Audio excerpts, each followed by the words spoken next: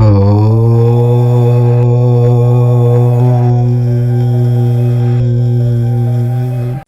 మనం కన్యారాశి వారి జీవితానికి సంబంధించిన ఒక కీలకమైన విషయం గురించి మాట్లాడుకుందాము.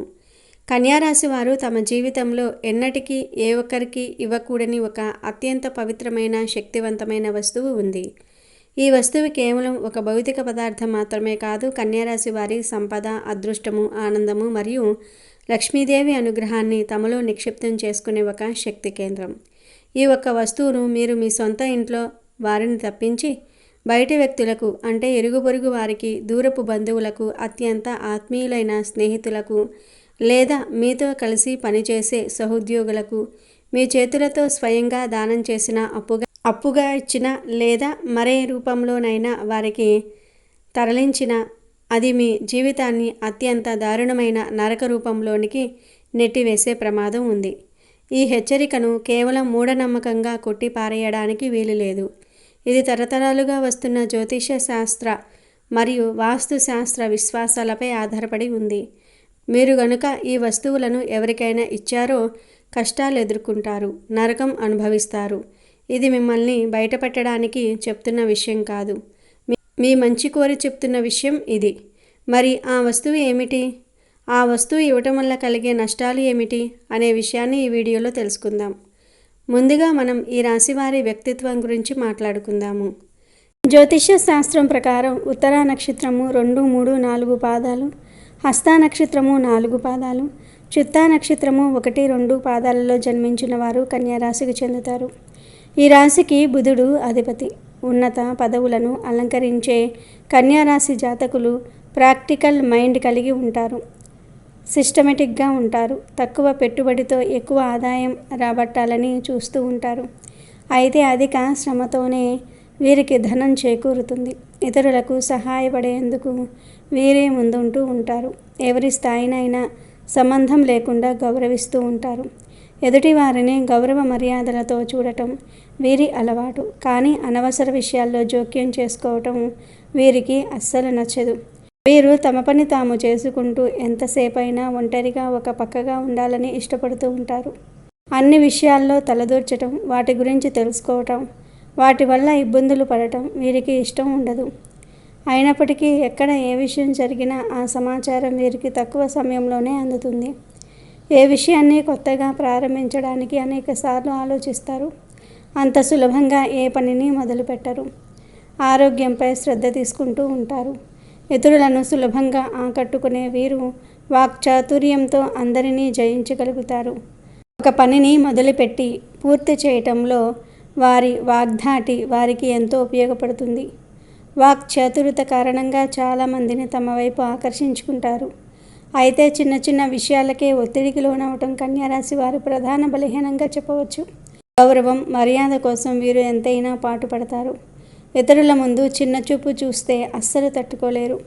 ఎవరైనా చిన్న మాట అన్నా కూడా వీరు దాన్ని గుండెల్లో వేసుకుంటూ ఉంటారు. వీరికి స్నేహితుల సంఖ్య ఎక్కువగా ఉంటుంది.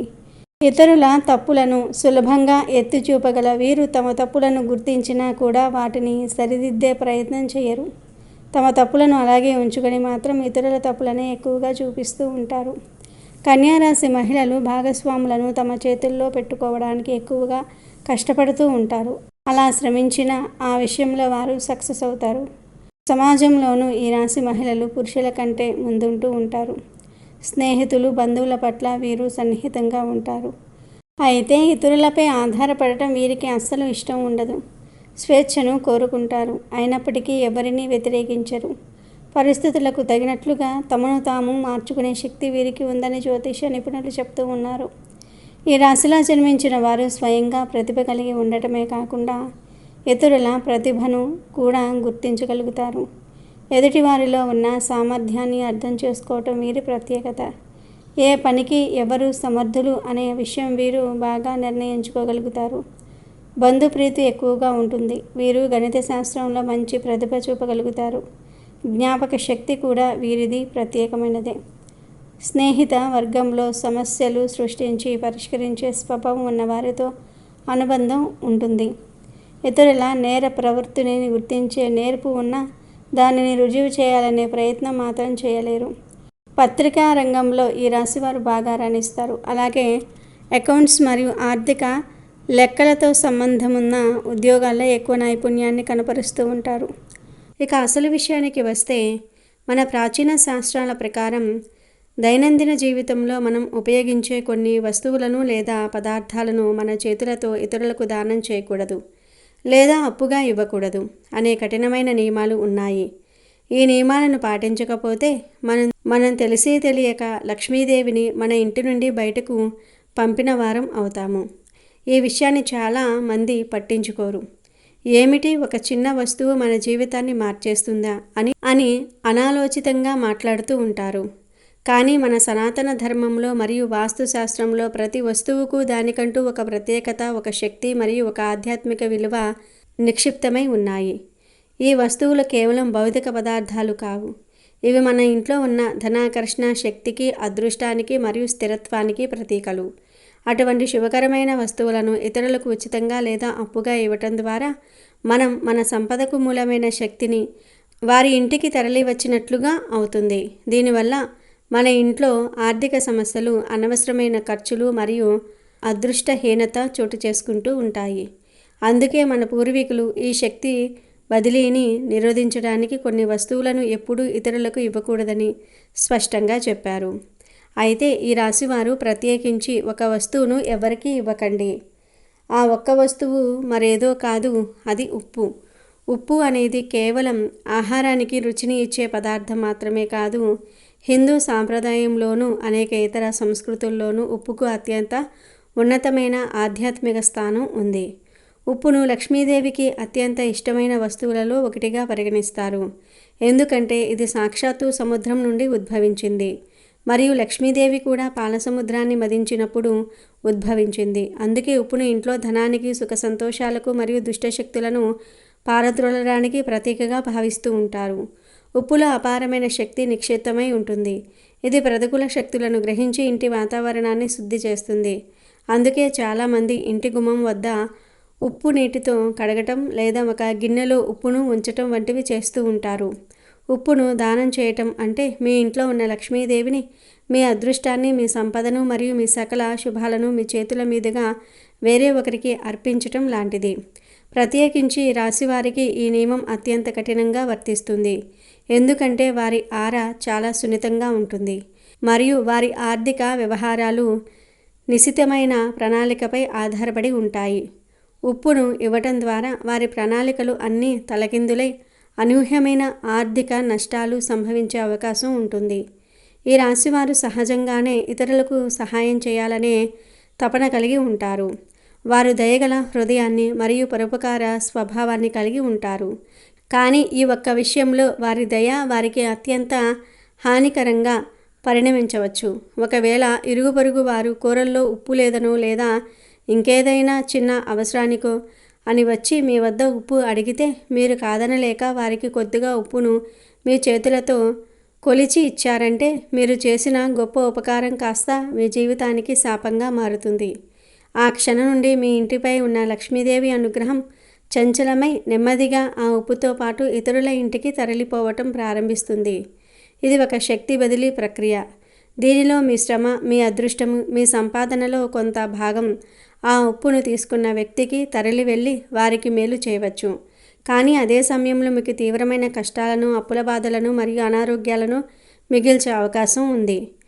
జ్యోతిష్య శాస్త్రం ప్రకారం ఉప్పు ఇవ్వటం అనేది దరిద్రాన్ని స్వీకరించడానికి ఒక మార్గం అని విశ్వసిస్తారు. ముఖ్యంగా మంగళవారము, గురువారము మరియు శనివారాలలో ఉప్పును ఎట్టి పరిస్థితుల్లోనూ కూడా ఎవరికీ ఇవ్వకూడదు అని చెప్తూ ఉంటారు. కానీ ఈ రాశివారు మాత్రం ఏ రోజైనా ఏ సమయంలోనైనా ఈ విషయంలో అత్యంత జాగ్రత్తగా ఉండాలి. మీ ఇంటి లోపల ఉన్న మీ తల్లిదండ్రులు, భార్య, బిడ్డలు లేదా తోడబుట్టిన వారు తప్పించి బయటి ప్రపంచంలోని వ్యక్తులు అంటే మీ బంధువులు, స్నేహితులు లేదా ఇరుగు పొరుగు వారు ఎవరైనా వచ్చి ఉప్పు అడిగితే వారికి మీ దయను చూపించకండి. మీరు వారికి వేరే ఏదైనా సహాయం చేయవచ్చు కానీ ఈ వస్తువును మాత్రం ఇవ్వకూడదు. ఈ చిన్న పొరపాటు మీ ఆర్థిక స్థిరత్వాన్ని, మీ మానసిక శాంతిని మరియు మీ కుటుంబ సౌఖ్యాన్ని దెబ్బతీయగలదు. మీరు ఈ ఉప్పును దానం చేసినప్పుడు మీరు లక్ష్మీదేవిని సముద్ర గర్భంలోనికి తిరిగి పంపిస్తున్నట్లుగా భావించబడుతుంది. మరియు దేవి అనుగ్రహం కోల్పోవటం వలన మీ జీవితం ఒక్కసారిగా నరకంగా మారిపోతుంది. మీ ఇంట్లో ఉన్న డబ్బు నిలవదు, అనవసరమైన ఖర్చులు పెరిగిపోతాయి, వ్యాపారంలో నష్టాలు వస్తాయి, ఉద్యోగంలో సమస్యలు ఎదురవుతూ ఉంటాయి మరియు ఎంత కష్టపడినా ఫలితం అనేది కనిపించదు. దీనిని మరొక కోణం నుండి పరిశీలిస్తే ఉప్పు అనేది పూర్వకాలంలో అత్యంత విలువైన వస్తువు. రోమన్లు దానిని జీతంగా చెల్లించేవారు. అటువంటి విలువైన వస్తువును కేవలం దయతో ఇచ్చివేయటం అంటే మీ కష్టాన్ని మరియు దాని విలువను మీరు తక్కువగా అంచనా వేస్తున్నట్లుగా భావించాలి. ఈ రాశివారు వారి కష్టార్జితాన్ని అత్యంత భద్రంగా ఉంచుకోవాలి మరియు ఉప్పును ఇవ్వటం ద్వారా ఆ భద్రతకు ఒక పెద్ద రంధ్రం పడుతుంది. మీరు మీ చేతులతో ఉప్పును మరొకరికి ఇచ్చారంటే మీ ఇంటి నుండి లక్ష్మీదేవి యొక్క అదృష్టకరమైన శక్తి బయటకు పోవడానికి మీరే దారి చూపిస్తున్నట్లుగా అవుతుంది. ఆ శక్తి స్థానంలో అడిగిన వారి ఇంటి నుండి లేదా వారి జీవితం నుండి దారిద్ర్యం, అప్పులు, అనారోగ్యం వంటి ప్రతికూల శక్తులు మీ ఇంట్లోకి ప్రవేశించడానికి అవకాశం అనేది ఏర్పడుతుంది. ఎందుకంటే శక్తి ఎప్పుడూ ఖాళీగా ఉండదు. ఒక శక్తి పోతే దాని స్థానంలో మరొకటి చేరుకుంటుంది. అందుకే ఉప్పుని ఇచ్చేవారు తమ అదృష్టాన్ని ఇస్తారు, తీసుకునేవారు తమ దరిద్రాన్ని ఇస్తారు అనే ఒక బలమైన నమ్మకం ఉంది. ఈ శక్తి మార్పిడి ఈ రాశి వారి సున్నితమైన జీవన వ్యవస్థను తలకిందులు చేస్తుంది. ఒకవేళ మీరు ఎవరికైనా అత్యవసరంగా ఉప్పుని ఇవ్వాల్సి వస్తే ఈ నియమాన్ని ఉల్లంఘించకుండా ఉండడానికి ఒక చిన్న పరిష్కారం ఉంది. మీరు ఉప్పును దానం చేయకుండా దానిని వారికి అమ్మవచ్చు. అంటే మీరు ఇచ్చిన చిన్న మొత్తంలో డబ్బును స్వీకరించి వారికి ఉప్పును ఇవ్వటం ద్వారా అది అప్పుగా లేదా దానంగా కాకుండా కొనుగోలుగా పరిగణించబడుతుంది. ఇది చిన్న చర్య ద్వారా శక్తి బదిలీ యొక్క ప్రతికూల ప్రభావం నుండి మీరు బయటపడవచ్చు. డబ్బును స్వీకరించడం ద్వారా మీరు మీ అదృష్టాన్ని మరొకరికి ఉచితంగా ఇవ్వకుండా దానికి ఒక విలువను కట్టి వారి నుండి దానికి సమానమైన శక్తిని స్వీకరించినట్లుగా అవుతుంది. కానీ సాధ్యమైనంత వరకు ఈ రాశివారు ఈ ఒక్క వస్తువుని ఎవరికీ ఇవ్వకుండా ఉండటమే ఉత్తమం. వీరు మీ జీవితంలో శాశ్వతమైన ఆనందాన్ని, ఆర్థిక స్థిరత్వాన్ని మరియు లక్ష్మీదేవి అనుగ్రహాన్ని కోల్పోకూడదనుకుంటే ఈ ఉప్పు అనే ఒక వస్తువును ఇతరులకి ఇవ్వటం మానేయండి. మీ ఇంట్లో ఉన్న ఉప్పు డబ్బాలో ఎల్లప్పుడూ నిండుగా ఉప్పు ఉండేలాగా చూసుకోవాలి. ఉప్పు డబ్బా ఖాళీగా ఉంచటం కూడా ఆర్థిక నష్టాలకు దారితీస్తుంది. అలాగే ఉప్పును ఎప్పుడూ కింద పడేయకూడదు మరియు ఉప్పును ఇతరులు చూసేలాగా ఉంచకూడదు. ఈ చిన్న చిన్న నియమాలను పాటించడం ద్వారా ఈ రాశివారు వారి జీవితంలో లక్ష్మీదేవి యొక్క అపరిమితమైన అనుగ్రహాన్ని మరియు సుఖ సంతోషాలను నిలుపుకోగలుగుతారు. ఈ నియమాన్ని పాటించకపోతే మీ కష్టాలన్నీ ఒక్కొక్కటిగా పెరిగిపోయి మీ జీవితం అంధకారంలోనికి కూరుకుపోవటం ఖాయం. ఉప్పుని ఎవరికైనా ఇవ్వటం అంటే ప్రాణం పోయిన దేహాన్ని మరొకరికి అప్పగించినట్లు. అంటే మీ జీవితంలో ప్రాణం లాంటి సంతోషాన్ని, శ్రేయస్సును తీసి ఇతరులకు ఇయ్యటమే అవుతుంది. కనుక ఈ రాశివారు ఈ విషయంలో అత్యంత పవిత్రతను, నియమాన్ని పాటించడం అత్యవసరం. కనుక ఈ రాశి స్త్రీలు అనే కాదు, ఈ రాశి పురుషులు కూడా తమ చేతులతో ఉప్పును ఇవ్వటం మరింత తీవ్రమైన పరిణామాలకు దారితీస్తుంది. ఎందుకంటే స్త్రీలు ఇంటికి లక్ష్మీ స్వరూపాలుగా పరిగణించబడుతూ ఉంటారు మరియు వారి చేతుల నుండి ఉప్పు వెళ్ళటం అంటే ఇంటి లక్ష్మీదేవి స్వయంగా బయటకు వెళ్తున్నట్లుగా భావిస్తూ ఉంటారు. ఈ ఒక్క చిన్న వస్తువు మీ అదృష్టాన్ని, మీ ధనాన్ని, మీ వైవాహిక జీవితంలోని సంతోషాన్ని ప్రభావితం చేయగలదు. కాబట్టి ఎట్టి పరిస్థితుల్లోనూ కూడా ఎవరి ఒత్తిడికి తలొగ్గకుండా ఇరుగు పొరుగు, బంధుమిత్రులు, స్నేహితులు ఎవరైనా సరే వారికి ఉప్పును మీ ఇంటి నుండి ఇవ్వకుండా జాగ్రత్త వహించండి. వారికి అవసరమైతే కొనుక్కోమని చెప్పండి, కానీ మీ చేతులతో దాన్ని వారి చేతులకు ఇవ్వకండి. ఆ కష్టాల నరకంలోనికి మీరు అడుగు పెట్టకండి. ఇది కేవలం ఒక విశ్వాసం మాత్రమే కాదు, మీ ఆర్థిక భవిష్యత్తుకు సంబంధించిన ఒక కీలకమైన నిబంధన. ఈ రాశివారు వారి జీవితంలో క్రమశిక్షణతో పాటు ఈ ఆధ్యాత్మిక నియమాన్ని పాటిస్తే అపారమైన ఐశ్వర్యాన్ని మరియు జీవితంలో ఉన్నత స్థితిని పొందగలుగుతారు.